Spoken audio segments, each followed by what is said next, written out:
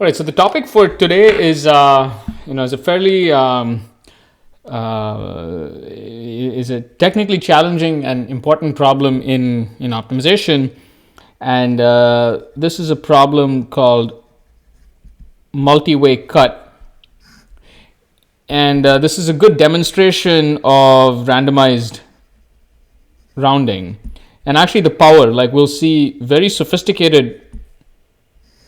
We'll see. Well, I wouldn't say a sophisticated rounding technique, but a sophisticated rounding analysis.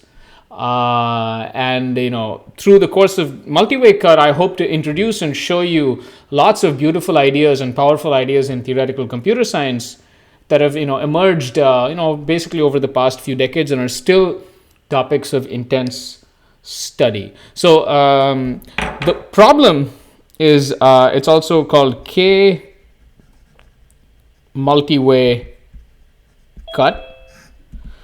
So we're given an undirected graph G and K terminals S1, S2 up to Sk, and K undirected graph and edges, weights on edges, which we'll refer to as CE, just as like in the cut problem. And so now it's a generalization of min cut, which is remove a set of edges, I should say remove a set of edges of minimum cost that separate all terminals. Right, so the way to think of this is like it's like some kind of a partitioning problem. You've got a bunch of terminals, and one needs to cut edges so that each of these end up in separate components. So maybe you'll cut like this, right? And all of these edges are cut. So we have to remove a set of edges so that all the terminals are separated. Okay. Sorry, what is a terminal? What's the difference between terminal and vertices? Terminals are just some, these are some specific vertices that you have to separate. So they're referred to as terminals. Okay. So you just have, so for k equals 2, what is an algorithm for this problem? So if you have two terminals, Just the min cut. it's just st min cut, right? It's st min cut. We've discussed this enough. Polynomial time solvable.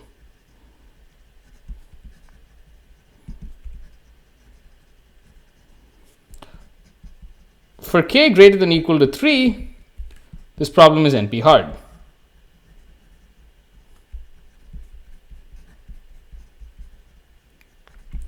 And what I'm going to show to you are randomized, well, we'll see randomized later, we'll see approximation algorithms for solving this problem.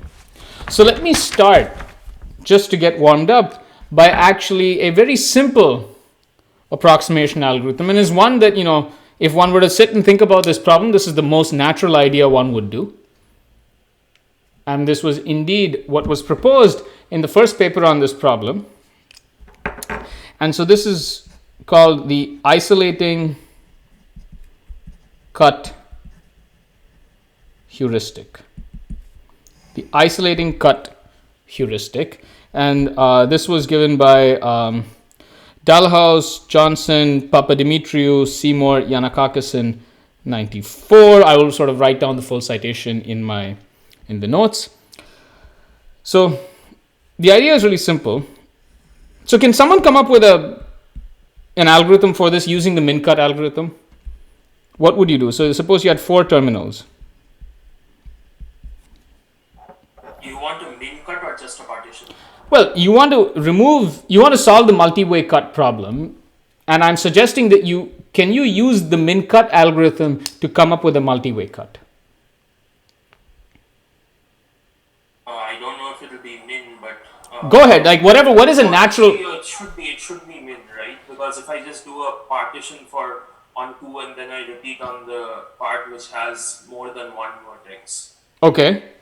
Okay, so more specifically, how would you binary search like thing, right? So how would you implement it? Yeah, so what would you do? I'll pick any two vertices and then I'll find a min cut. Then Okay. I'll remove the min cut. Okay. Like I'll remove those edges and look at the rest of the graph. Okay. See whether the min cut within S1 and S4, say, so suppose I remove the S1, S2 min cut, and I look at, suppose, the S1, S4 min cut. Right. This intersects with the cut that already exists, then I don't do that cut. Right. If it doesn't, we are done. And similarly, I repeat it over the rest of the vertices. Right. So you can, okay, good. So this is one way you could say, let me take an S1, S2 min cut. I'm going to get a couple of connected components because it's an undirected graph. I remove some edges, I get connected components that separate S1 and S2. But I might not have separated S1 and S4. So I look at any component that contains S1, S4, go ahead and compute a min cut of S1, S4, remove that, so on and so forth. So this actually is related to a construct called the Gomorihu Tree, which I didn't talk about, but it's a very interesting construct. Let me give you an alternate version of that heuristic, which will be easier to analyze. What you could do is separate S1 from everybody else using a min cut algorithm. How would you separate S1 from everybody else? Let's say that's all you had to do.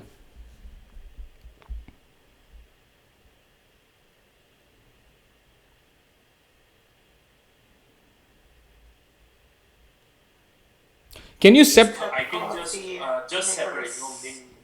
Well, I mean, sorry, go ahead. Yes. Or one of you speak, whoever. You can just cut all of the neighbors. You can cut the neighbors, but let's say you wanted a min cut. You want to use the min cut algorithm somehow to separate S1 from a set of terminals. So we said that K equals 2, you can separate two vertices. You can do an ST min cut. Can you generalize the ST min cut to separate one terminal from a set of terminals? Again, use a min cut because you want to sort of minimize what you're cutting.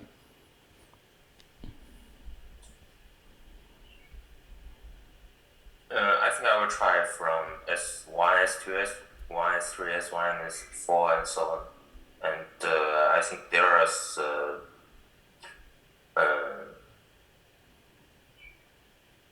so you can take the union. Yeah, you could take the union. You can say, I'm going to cut S1, S2, then I'm going to cut S1, S3, then S1, S4, and take the union. But I claim that you can actually do it optimally. You can optimally separate S1 from the rest.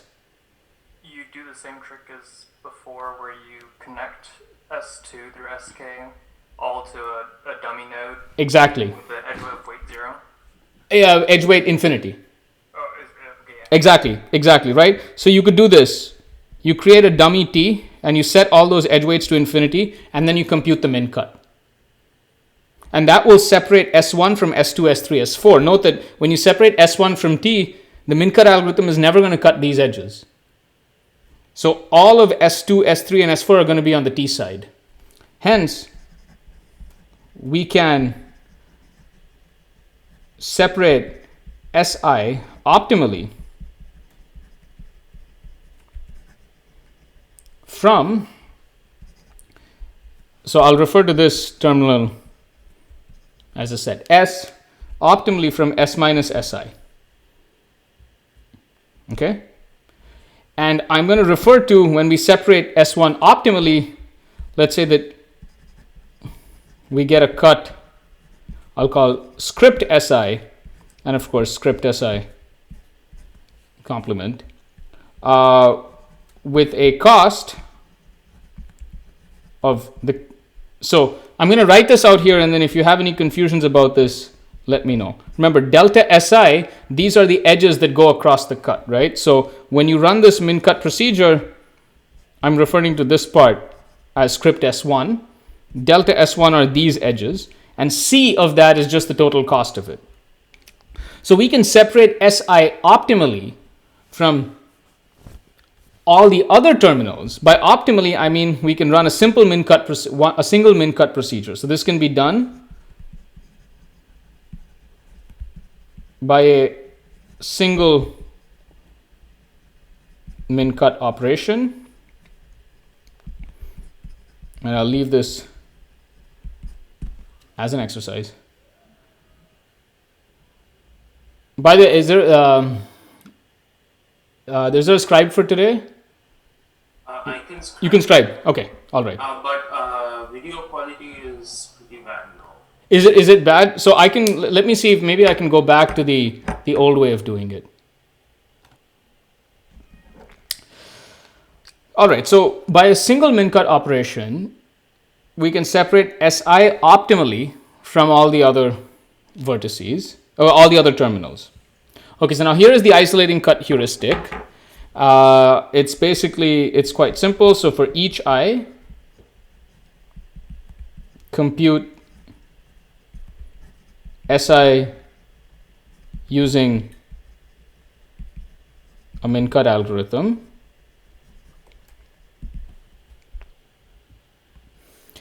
And output the k-1 smallest of the delta SIs. So it says that what you do is quite simply for each one, you go ahead and you compute the min cut that separates one from everybody else. And then you just do it for 2. And maybe you'll get some cut like this. You do it for 3, and then that might give you something like this. And you just, for each of these, you go ahead and pick up the cut. It turns out you don't have to output all of them. The k-1 smallest of them works. Okay, so the claim is the output is a valid multi-way cut. Right, and the proof is k-1 terminals are separated from all the others. So the kth terminal, the last terminal, the kth, I'll say excluded.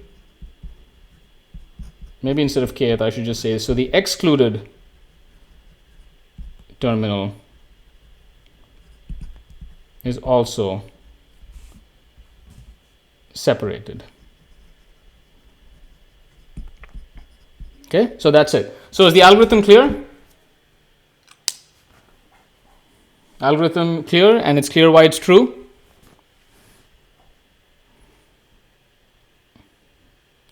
Okay. Now for the main analysis claim.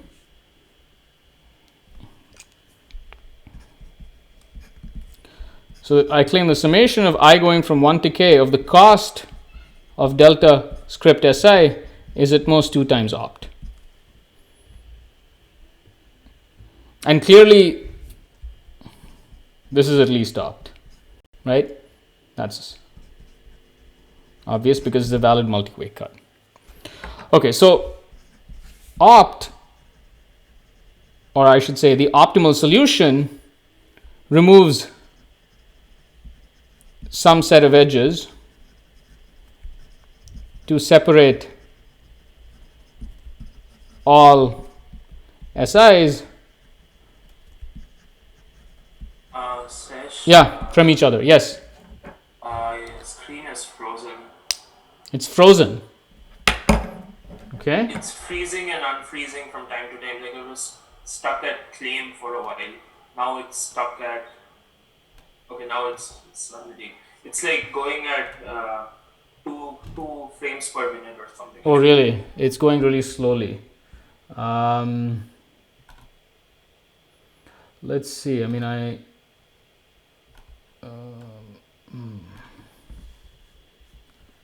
so let me continue writing and call me out if it stays like this, and then I might have to restart something. Okay, so opt is removing some set of edges to separate the SIs from each other. Hence, so I'll call these edges C. Removal of C leads to at least k connected components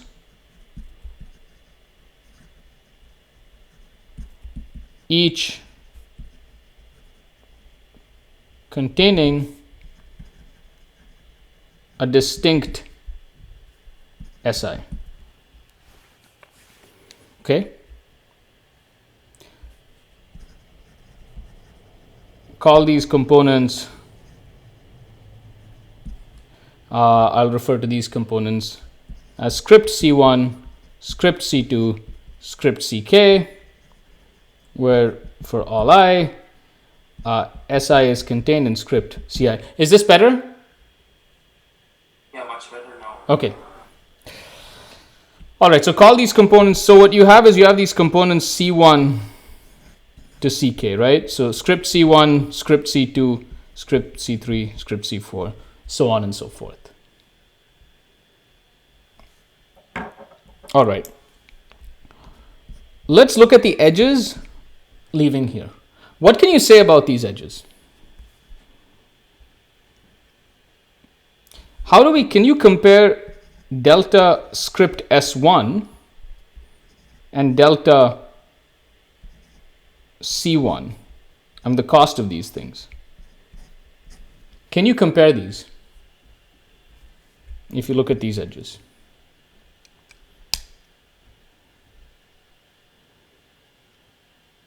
So delta S1 should be of lower cost because that's the optimal. We know that's the optimal for the isolating vertex. Exactly. So you have delta S1 is less than equal to this because this is the optimal cut separating S1 from the others. Indeed, you have this for all I. Right? You have this for all I. So hence, the summation of I going from 1 to k of C delta Si is at most the summation of I going from 1 to k of the cost of delta Ci.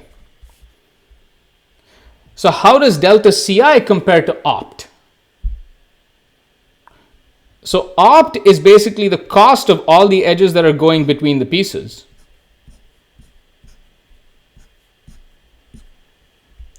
So how many times could you have overcounted a cut edge of opt in the summation?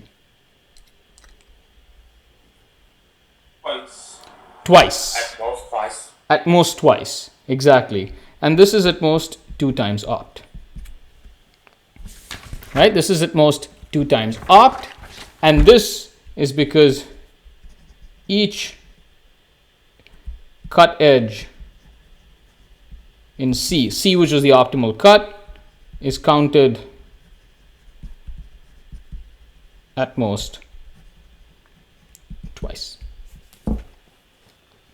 Okay? So, good.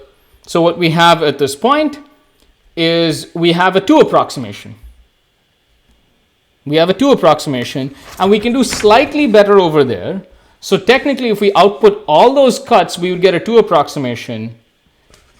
We actually output the k-1 smallest, which is enough. And so what we can argue is that the k-1 smallest of C delta Si have a sum of at most 2 minus 1 over k times opt. So the theorem that we have is there is a poly time 2 times, I'm sorry, it should be 2, it's my apology, it's 2 times 1 minus 1 over k. Right, because essentially the k-1 smallest of these is going to reduce the total cost by a 1 over k factor. So there's a polynomial time 2 times 1 minus 1 over k approximation for multi-way cut.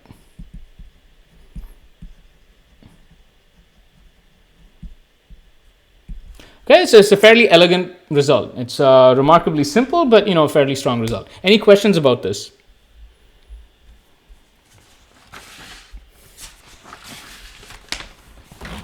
Any questions? Okay, and so the question is, of course, can we do better? And what we are now going to use is we can use LPs, but it's not going to be straightforward. We're going to do multiple steps. So let's start by doing, let's just write the LP for k is equal to 2. This is the min cut LP. Sir? Yes. So, if we use the heuristic that I said a while ago, just with the min cut for pairwise vertices, how bad could that be possibly? I believe that may also give you give you the same bound. But you have to, so essentially what you're saying is, instead of removing, so you can think of your process as like a tree, right? Every time you remove a cut and then you get these two pieces and then you do recursion. So the tree that I have constructed here is actually just a path. Whereas what you could do is you're saying, well, suppose I constructed a different kind of tree. Could I do any, what could happen? It's not even clear whether it'll be better or worse. Yeah, that's where I'm not completely sure which is better. I believe that also gives the same bound, but you have to, so what you're doing is, it has a name, it's called a Gomorihu tree, which actually, it's like a tree. Can you spell that out? Oh, so yes, this is Gomorihu cut tree. So a Gomorihu cut tree essentially does what you described, but actually does it for all pairs of vertices. Yeah, that's what I had in mind. So you can do it, but it does it for actually all pairs, not just the terminals, assuming everything is a terminal. Okay. So it gives you this entire tree, and you can prove that from that tree you can actually read off all min cuts. Like all min cuts mean for all ST you can read off a min cut. So you can use that tree to essentially implement what you said, and I believe it's a 2 times 1 minus 1 over k approximation, although I'm not sure.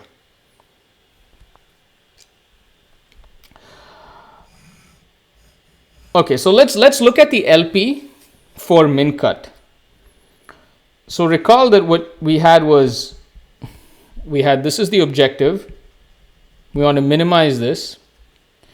We had, for all edges UV in E, we had these distance variables. So actually we'll call it D sub V is at most D sub U plus XE. And what we enforced was that ds is equal to 0, dt is equal to 1, and xe is greater than or equal to 0. This was the min cut LP. This LP is integral. So it gave us the optimal solution. And we also, if you recall, we had the proof of the Maxwell min cut theorem by Garg, Vazirani, Yanakakis. There's specific proof. And that proof actually gave us a rounding scheme. So you could say that it's integral, but given a solution, the solution might not necessarily be integral, although you can find an integral solution of equal cost. And the rounding scheme, specifically, it turns out, like you could just, if you go back and you look at the notes from that lecture, you could simply do the following, which is you could pick a value r at random from 0 on. So this means, I'll just mean this is a shorthand for uniform at random. So you can pick a uniform at random threshold from 0 to 1. Define, in this case, script S to be all vertices V, so as the dV is at most R. Okay, and it turned out that essentially this outputs a min cut. Okay, any questions about this? So this would output a min cut.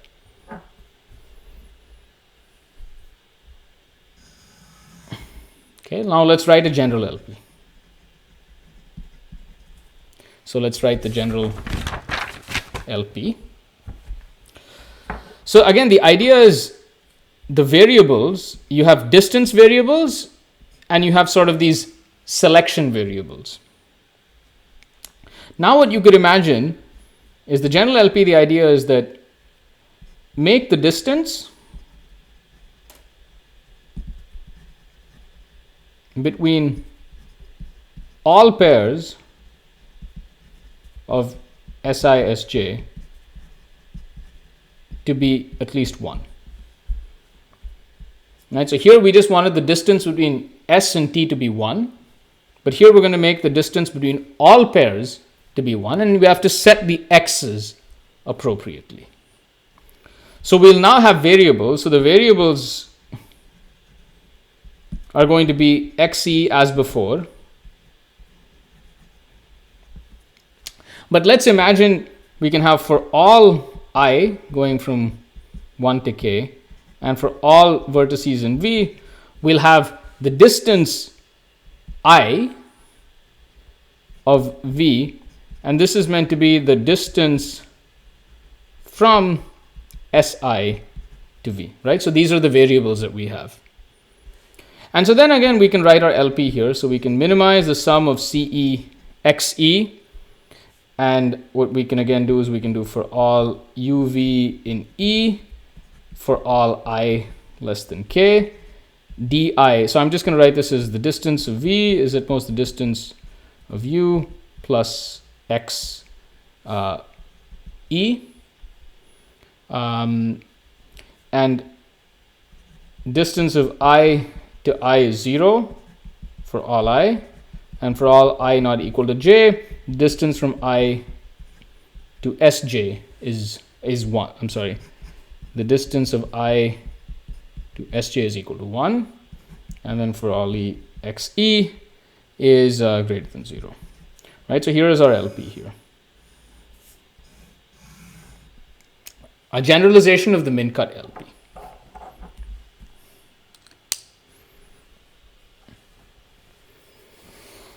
All right, any questions? Any questions? Okay. So please ask me any questions at this point, because we're going to go deep into rounding and modifying this LP.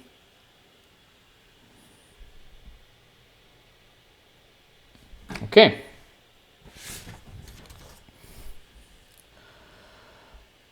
So suppose, I yes, have a question. yes. So why is di equals 0?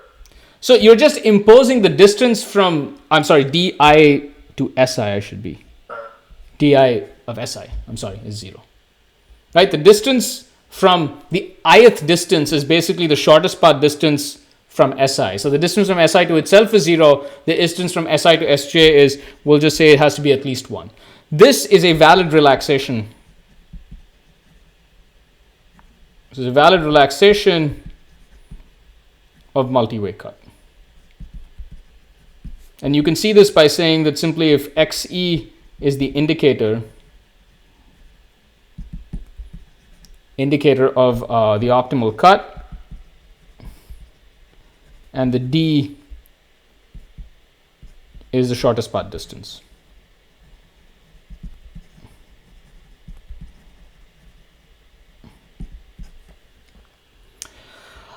All right, so now that we have this, let's look at a rounding scheme. So we can just start, let's just, just to get some intuition about the rounding, let's do the randomized rounding as before. So let's pick R uniformly at random from 0 and 1. And let's now define our script Si to be all vertices such that div is at most R. And we can argue that this gives a valid multi-cut.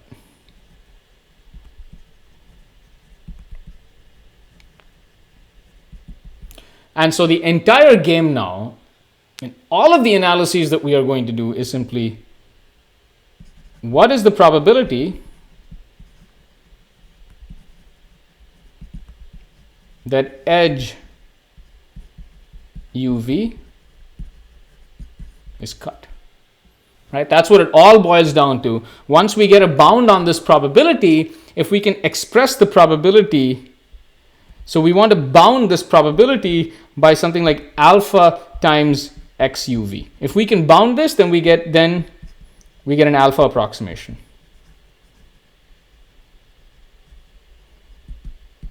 Right? This would be the rounding cost.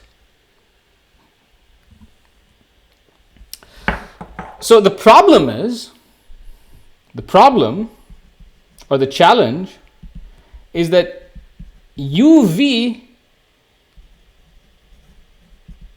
might be cut while generating, or I should say cutting, any of S1, S2 up to Sk, right? We're generating these multiple cuts, right? So we're starting from here. And again, I'm going to go back to this schema here, where essentially in all of the algorithms we discuss, all we do is change this Si, and then we output the k-1 smallest. As long as all of these Si's give you a valid cut that separates one vertex from everything else, that is enough. So what we'll see is actually taking the min cut might not be the best approach. There is actually something that takes the global information into account, and that is what we're going to use. So in all the algorithms we discuss, all we do is we change this. And then we output the k-1 smallest, and we get the same so the goal is to bound this factor here. What is the probability that an edge is cut? Because once you get that probability, then if you take a sum over everything, it'll work out. So the problem, of course, is that UV might be cut while generating any one of script S1 to script Sk. Right? So we're looking at an edge here. So maybe script S1 is going to cut this way. Script S2 might cut that way. Script S3 might cut this way. And so the chance for UV to be cut is actually quite high. So let's just start again by what we're going to do is, this is not going to be the optimal procedure. We have we have about an hour left in the lecture, so I have much more to talk about on this problem. So let's just look at what is the probability that UV is cut by delta Si. So this is just going to be the probability over R, right? So again, I like to think of it as follows. So we're choosing R from 0 to 1. And let's just say that you have distance I of U is over here, and distance I of V is here. Without loss of generality, we can assume that distance I of V is greater than distance I of U. So you're choosing R uniformly at random. And if R falls in this range, that edge is cut. Otherwise, it is not cut. Sesh, Yeah. So when you say the UV might be cut while cutting away any of S1 through Sk, so doesn't that, how do I put this? But if I take the intersection of two cuts and take whatever is in the intersection of those cuts and include and make sure that that isn't cut, then does that not kind of would that not make sure that such a... Yeah, no, that's a good point. So we will do this in the more advanced analysis. We will account for this in a more advanced analysis. You're right that, if what you're saying is, instead of being so blind as to simply removing this, you could compute these, remove S1, then when you remove script S2, don't touch the component that you've already removed. Something like that. Yeah, something, yeah. Yeah, so that's a good point. So we will come to that. That will be important in our more advanced analysis. But what I want to show you is, even by this procedure, we can get a 2 approximation. With a... It's kind of like when a greedy fails to find enough.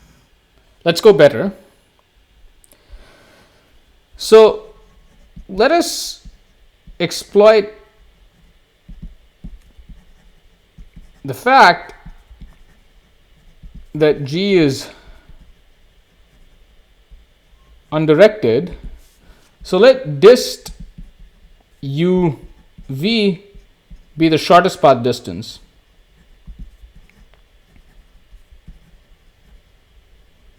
I'm just using this for the analysis, and we know that this is equal to the distance between v and u. Okay. Now I'm going to exploit this by doing the following trick. The problem is uv might be cut by generating many of these cuts, and this is what's giving me that k factor, because I'm doing this trial multiple times. I would like to do only one trial, or maybe a constant number of fixed number of trials for each edge. How can I enforce that to happen? And so here's a very clever trick that will make that happen, and this exploits the metric properties. So let's choose R uniformly at random in 0 to a half, and you'll see why the half makes sense. And now I'm going to define my SI to be all V, such that di of V is less than or equal to R. So R is actually going up to half. This is also a valid multi-way cut, right? Because any R that I choose less than 1 is valid. So what's the benefit? So here's the key claim. I'll say for any V, there exists a unique terminal. There exists a unique terminal SI such that di of S is less than half. Or we can say even less than equal to half. And the proof, suppose not. So there exists I not equal to j, such that actually this is strictly less than half, sorry. di of S is less than half, and dj of S, I'm sorry, this should be V, my apologies, V, is less than half. So what's the picture? So here's some V, here's Si and Sj. And I say this distance is less than half, and this distance is less than half. What's the contradiction?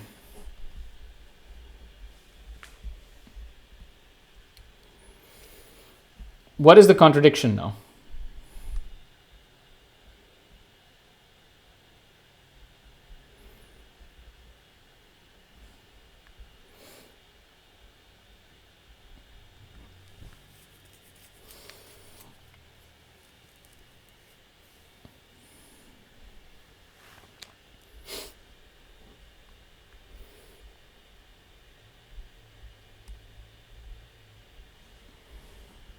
What is the, okay, so to go from Si to V in this undirected graph, the distance is less than half.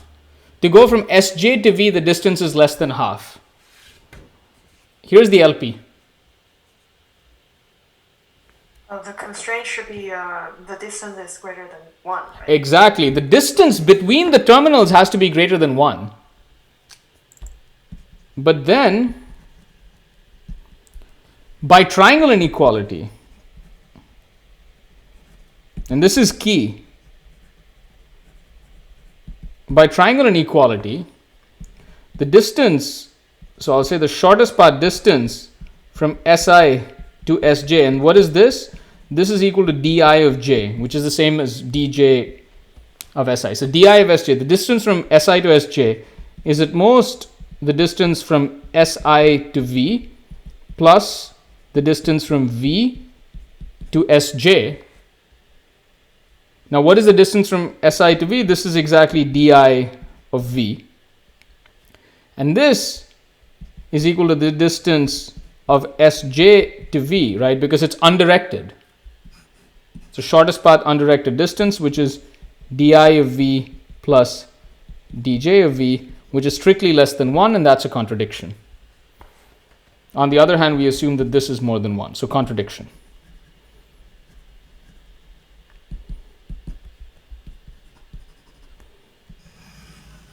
So there is a unique terminal at distance at most half, and I'm always choosing an r between 0 and half. I'm always choosing an r between 0 and half. Do you now see the benefit? Instead of the k cuts possibly cutting an edge uv, there's only going to be 2 possible cuts that can cut uv, one from each unique terminal. So let me now draw a picture that sort of makes this more precise. So here's your edge uv. Now we argued that there is a unique terminal si whose distance is less than half. This is the only si, and so from here this is some sj. Only si or sj can cut uv. Only si or sj can cut uv.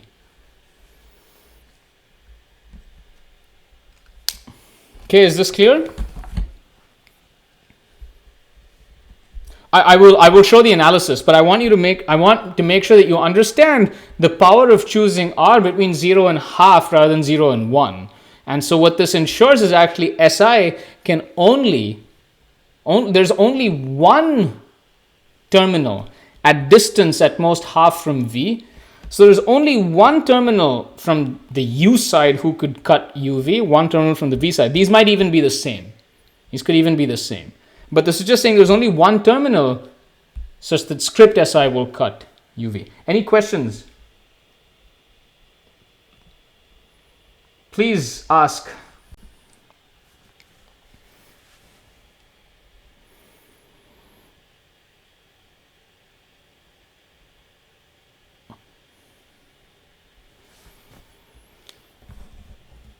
Okay. All right. Now that we have this, now let us prove our main claim. The probability that uv is cut is at most 2 times xuv. So what is the proof? So let the unique, so essentially we'll just look at the unique terminal si and sj, and arguing we'll see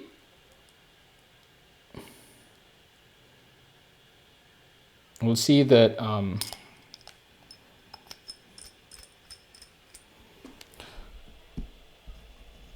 so let the unique terminal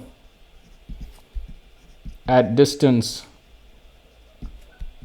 less than half from u be si if it exists,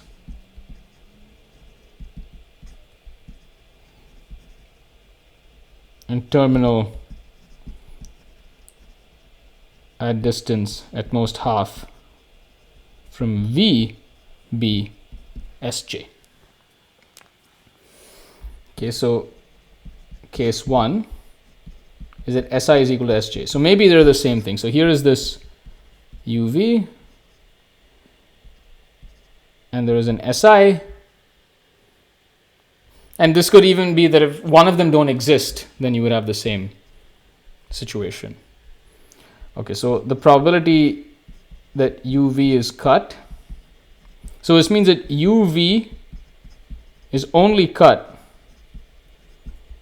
by delta si, potentially, can only be cut, I should say, can only be cut. So what is this probability? You have to be a little more careful here. What is the probability?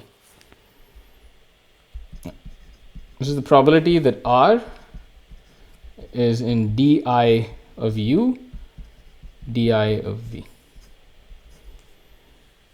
Okay, can someone tell me what is this probability going to be?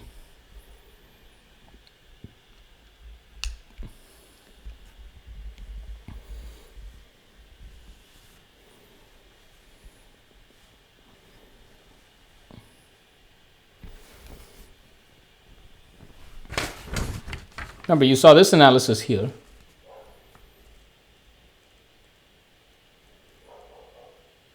There's a probability that R lies in this range.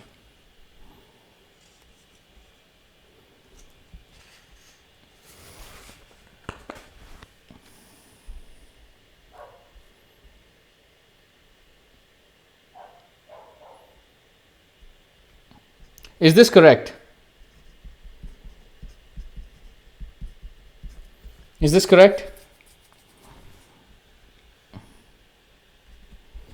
Remember, R was chosen uniformly at random from 0.5.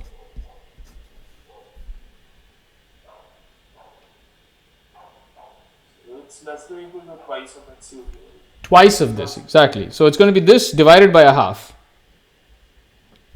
which is going to be at most twice of XUV. So there's your 2 factor there in case 1. Case 2, SI is not equal to Sj. So we'll say the probability that UV is cut just by union bound is at most the probability UV is cut by delta script SI plus the probability UV is cut by delta script Sj. So I'm just going to move this here and say this is at most. So I'm going to be a little bit more careful here.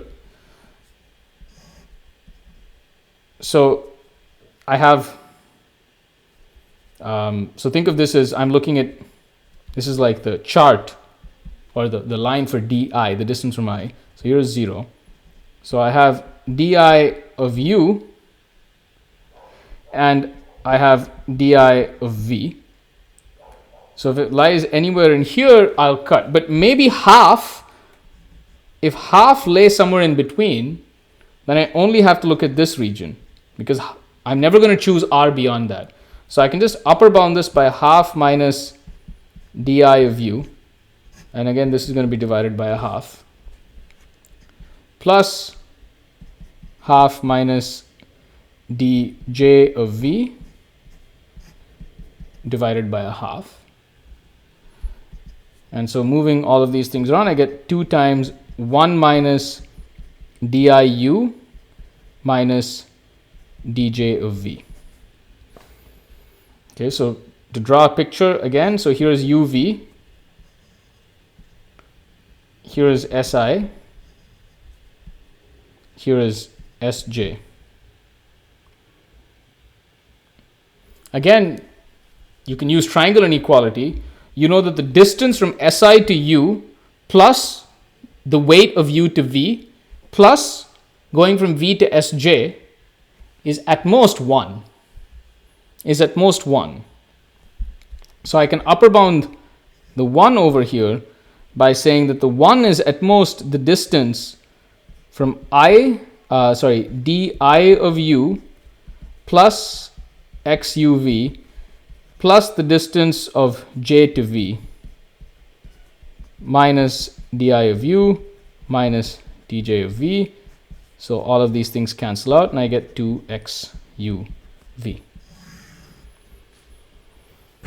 Putting it all together, so the expected cost of the cut is equal to the sum over all edges, the cost of uv times the probability that uv is cut, and this is at most twice uv in E, cuv, xuv, which is at most 2 times. I mean, if you, whatever, it's 2 times the cost of x, right? So this is the cost of the rounded cut. So this gives you a 2 approximation. It seems like it was a lot more work. We wrote this LP, we did all this analysis, and again, we're back to a 2 approximation. But are there any questions about this? So I'll pause here for about, for maybe about 5 or 6, or at least 2 or 3 minutes. So we can take a breather. But also, I would like you to ask any questions that you have. So I'll pause the recording and I'll just take any questions. Okay, so now we have a 2 approximation. We can also get it. So the LP rounding gives a 2 approximation. And I'll just say that we can make it 2 times 1 minus 1 over k. We can make it 2 times 1 minus 1 over k just using the usual by taking the cheapest cuts. The k minus 1 cheapest. Okay. So it's natural to ask whether you could do any better. And what I'm going to show you is that there is an integrality gap. And it turns out to be surprisingly simple when I write it down. So the integrality gap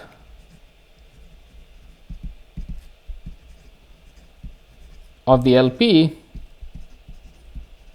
is, in this case, it turns out to be is exactly 2 times 1 minus 1 over k. It's at most 2 times 1 minus 1 over k because, well, I'll just to be precise, I'll say it's at least 2 times 1 minus 1 over k. But you can see that it'll be equal to that because there is a rounding scheme that works. Construction is very simple. Consider a k star. Okay, so these are your terminals. S1, S2, up to Sk.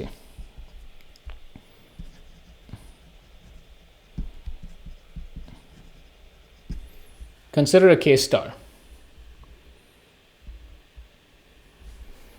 So what is the optimal value of the IP?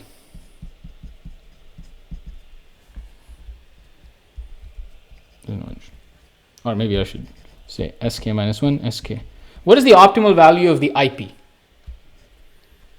How many edges do you need to remove to separate all the terminals from each other? K, right? K minus 1, yeah. Right, because you don't have to remove the last one. Yeah. What about the opt of the LP? Okay, now let's think about the opt of the LP. LP says put weights so that the shortest path distances between all pairs is at least 1. What weights could you put there to ensure that the shortest path distances are all at least 1?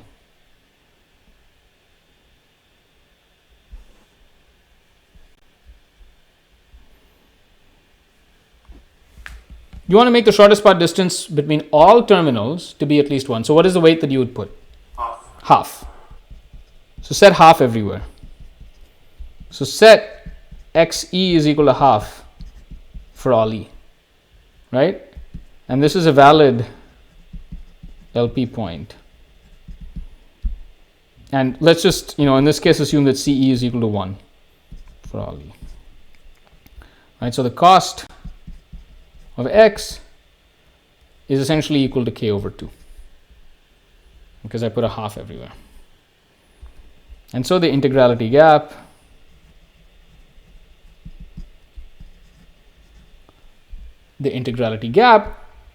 is essentially at least k minus 1 divided by k over 2, which is 2 times 1 minus 1 over k.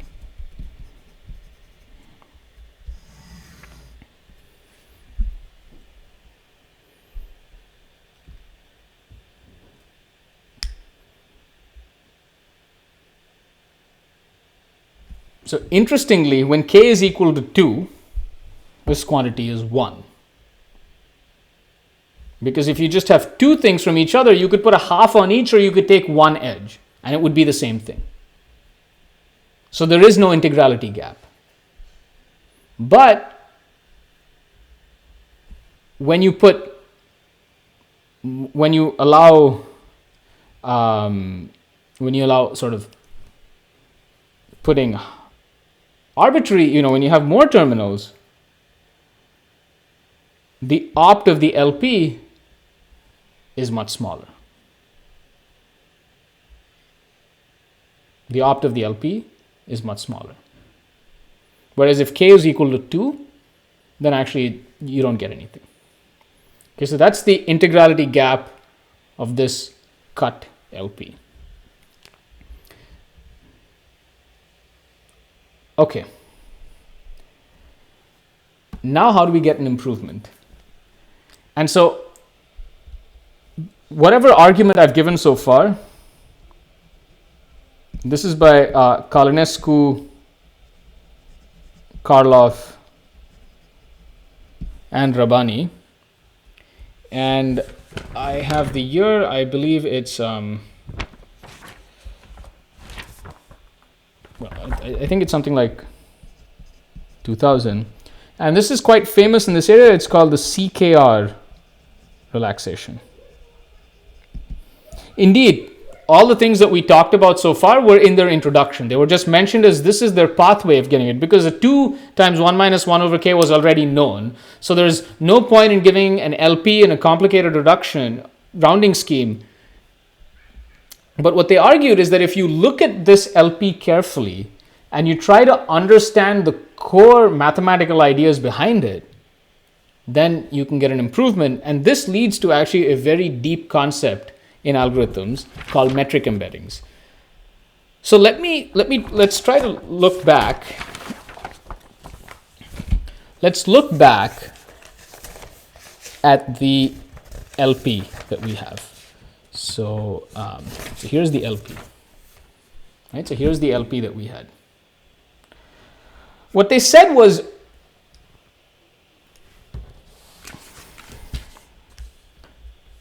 the LP is really trying to discover a distance function. So it's using the x's to get a distance function, which was given by shortest paths.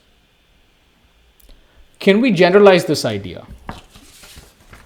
And so here's the way it says that the LP is optimizing over shortest path distance functions.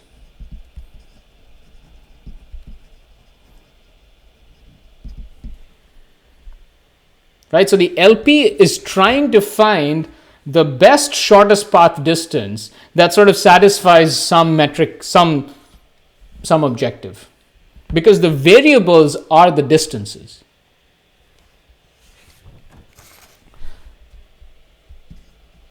Can we optimize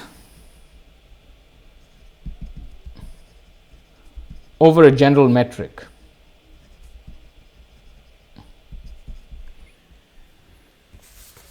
So they had this, I don't know if they were the first to sort of mention this idea, but this became a very fruitful line of research for about a decade afterwards, where they said, well, suppose we define variables duv, which is just going to be the distance from u to v, right? And this is going to basically be equal to dvu. So this is going to be a metric. And what they said is, suppose you just wrote down the conditions of a function being a metric. So what this means is simply, so duv is equal to dvu. So this is symmetry. So for all uv, we'll say d of u is equal to 0. So this is not exactly the ident. This is technically, this is the only pair which satisfies these conditions, but we're not going to have that. We'll just say that for all the vertices, the distances from themselves are the same. And then for all uvw, we have duw is at most duv plus dvw. This is triangle inequality.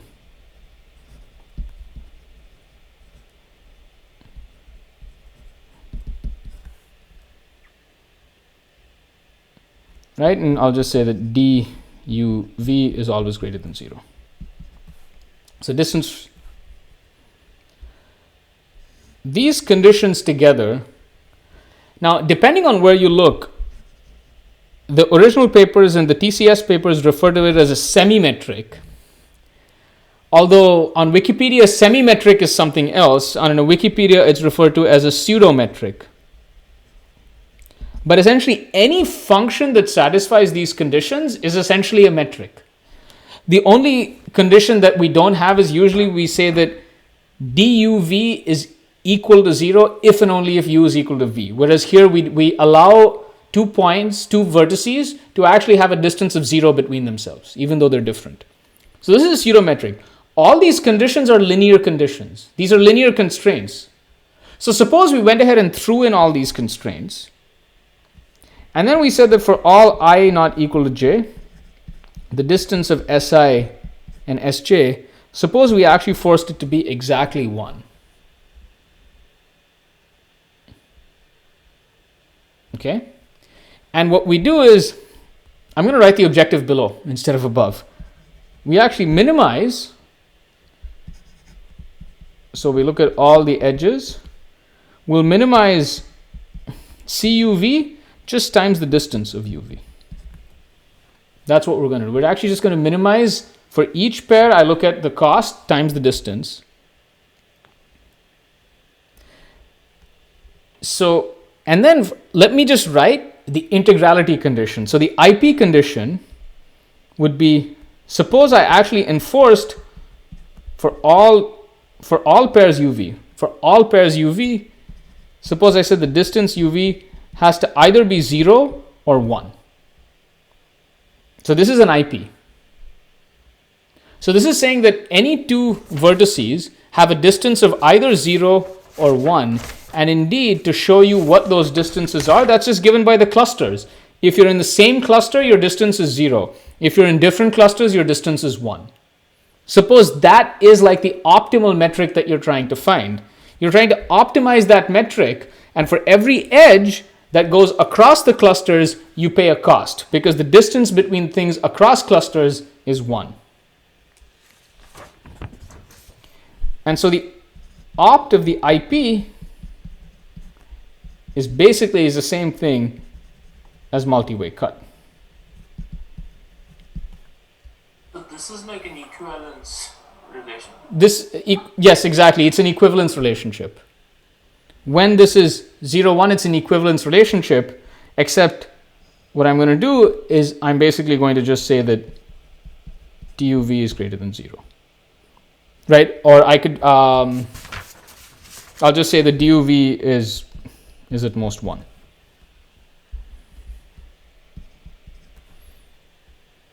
And so this is my LP relaxation. So it need not be 0 even inside the same component. Well, at this point, I don't have components anymore, right? Because the metric is not discrete any longer. Okay. It's an LP relaxation. This is called, there's a very important term, this is called a metric embedding. Basically, it says put vertices of a graph in a metric space. So this is an abstract metric. This is just an abstract metric. So what is interesting is you ignore the fact that this distance came from shortest paths. In the previous LP, we said, no, the distances are coming from the shortest path metric. Here it says it doesn't matter. Just take any metric, optimize over any metric. Why is this an LP relaxation? Because the opt of the IP is actually just multi-way cut. This is a very powerful technique in algorithms, which is you start with a graph and you try to put it in a metric space. And this is where now you bring in geometric tools for analysis. And this is, let's say, this is like, modern graph algorithms, especially in the TCS world. Modern graph algorithms regarding cuts and flows use this technique. Right? So essentially, so far, all the things we've been doing are sort of classical. And that's why I wanted to tell you about the CKR result. This is a bridge to sort of modern techniques. And metric embeddings are an important aspect of this. This is metric embedding of the graph. But in general, you can think of you have one metric and you embed to another metric. So metric embedding is a more general term. But I wanted to sort of, I will just say that this is a metric embedding because we are trying to associate the vertices of the graph in a metric space. Okay? Any questions? And I'll also say that if you apply the previous rounding scheme, it's a good exercise. If you looked at the previous rounding scheme, it pretty much goes through as is. You can just apply the same rounding scheme as before and everything goes through.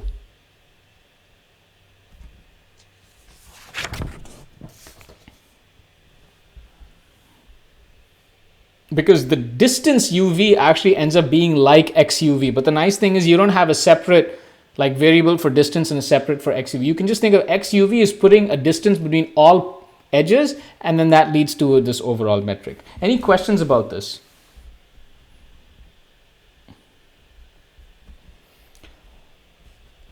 So now I come to another important aspect of designing algorithms is, okay, so you have this integrality gap example, and you have this LP, and you have an integrality gap. What do? Let's add valid constraints.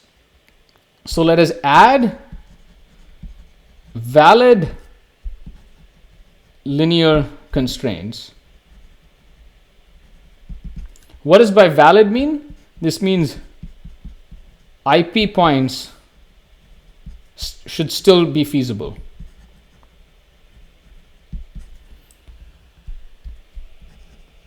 That get rid of the integrality gap. So what you do is you try to find linear constraints that are satisfied by the integral solution, but not satisfied by your integrality gap. And so hopefully what that does is that will get you closer and closer. If you wanted to picture a cartoon picture, so here is the IP. And so the LP is something that's like this. And so here was your integrality gap. The gap between this and this maybe.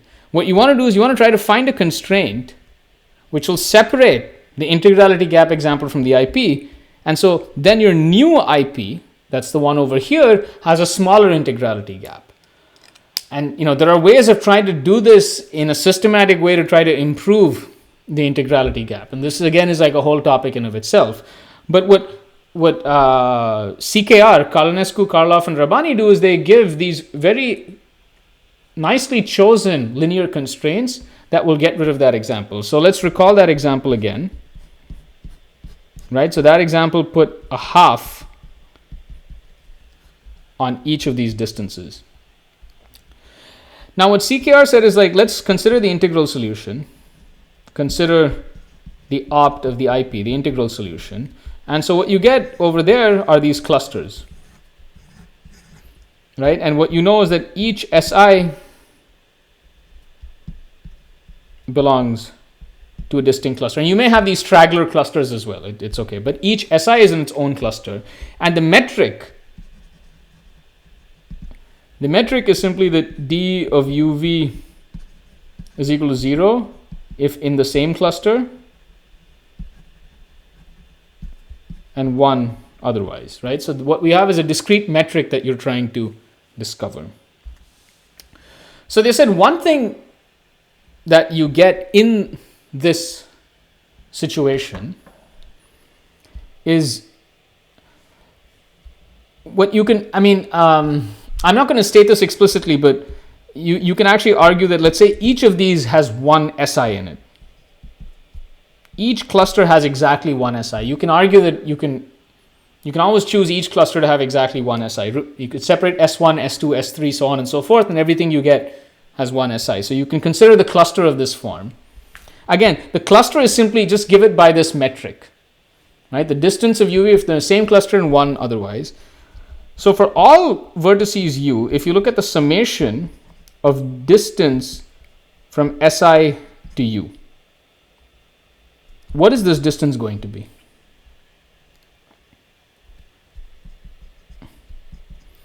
For all vertices, what is the sum of the distances to all the other centers or the terminals?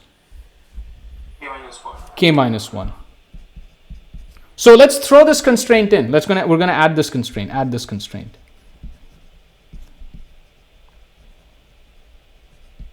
This constraint kills the integrality gap. This integrality gap example, because what happens is this vertex has a distance of k over 2. By putting this constraint in, we get rid of that problem. This is simply saying that every vertex belongs to a cluster.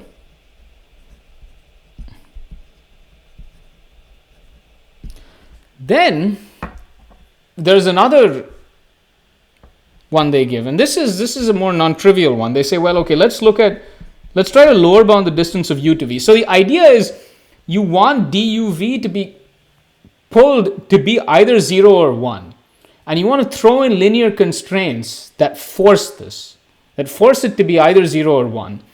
So one thing we want to do is, if two vertices are in different clusters, we want them to be as far apart as possible. Like, we want to move them to be far apart as possible. And so what they said is, I'm going to ask you to repeat something once more. Can you quickly go over this concept of getting rid of the integrality gap once more? Yeah, so the thing is, okay, so here is the integrality gap, right? What you'd like to do is, you would like to discover a constraint which is valid for the IP points, but not valid for the integrality gap example. And if you add that constraint to your LP, your hope is you will reduce the integrality gap. At least the other side is true. If you're going to add a constraint, you definitely want the integrality gap to reduce. So if But we are getting rid of valid solutions in the process. Not valid IP solutions. I see. Okay. Yeah. Okay, I see. Right? You're not getting rid of anything valid in the IP. You're getting rid of things in the LP, but that's what you want to do. You want to shave off as much of this outer area as possible.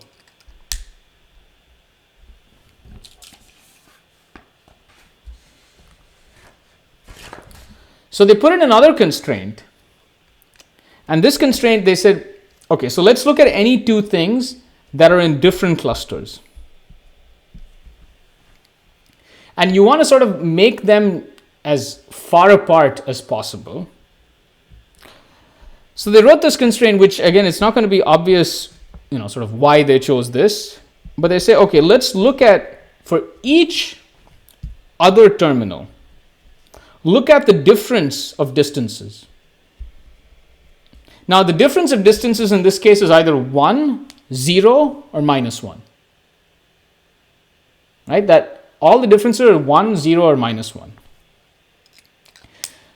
If they're in the same cluster, they're always going to be the same, or all the differences will be 0. If they're in different clusters, then it's going to be minus 1. One of them is going to be minus 1, one of them is going to be plus 1. And you want to sort of convert this into a linear constraint. So I'm going to write something here. It said, look at the max of 0, distance from SI to U minus the distance of SI to V.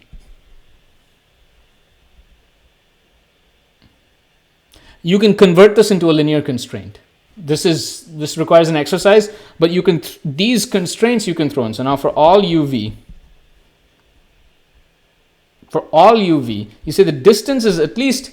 So if this difference is negative, then you just say you just make it 0. But you know that when they're in different clusters, one of these is going to be plus 1. One of these is minus 1. All the others are 0. So then you get exactly the DUV has to be at least 1. When DUV are in the same cluster, then all of these things essentially become 0. So this is a valid constraint for the IP. So go ahead and toss these constraints in as well. It's a linear number of constraints. So we add these to the LP.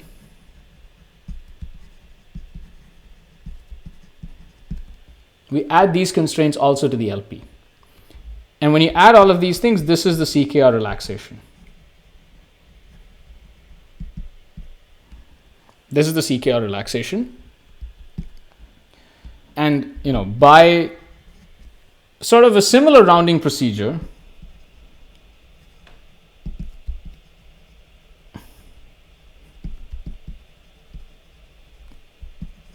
we can get a 3/2 approximation for multi-way cut.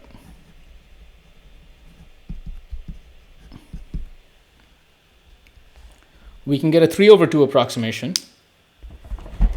And so that clearly I'm not going to be able to explain in 2 minutes. But I will say that actually, and I'll discuss this more in the next lecture, the integrality gap of the Ckr relaxation is an open problem.